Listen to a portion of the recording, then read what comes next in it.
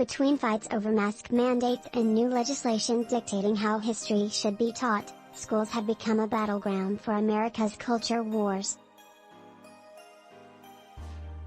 Recently, the Florida Department of Education announced that it was rejecting dozens of math textbooks because they incorporated prohibited topics or unsolicited strategies, such as critical race theory.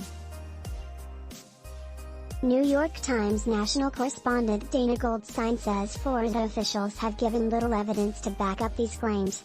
Goldstein and her colleague Stephanie Saul reviewed 21 of the rejected math textbooks and found very little mention of race.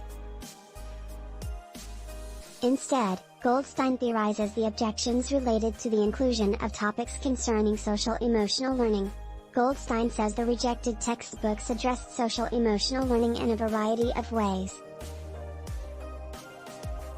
Some of them were quite awkward, she says.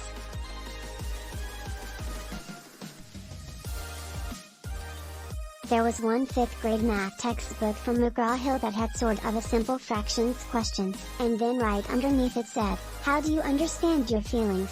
Other social-emotional lessons were more seamlessly integrated. One high school textbook asked students to rate from 1 to 0 for how much they struggled with a concept.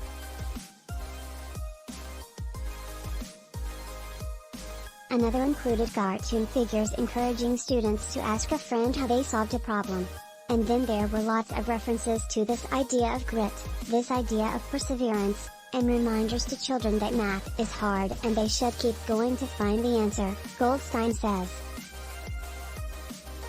The goal of social-emotional learning is to provide kids with a set of skills that they can draw on when they face challenges later in life, Goldstein explains.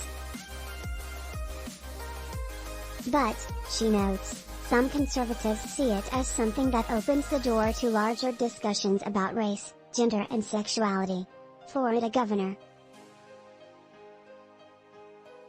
Ron DeSantis recently signed what critics have dubbed the Don't Say Gay bill, which prohibits school personnel from discussing sexual orientation or gender identity in kindergarten through 3rd grade. He also signed the so-called Stop W.O.K.E. Act, which proponents say was designed to prevent both students and employees of private companies from feeling discomfort or personal guilt because of historical wrongs that have to do with race, gender or national origin.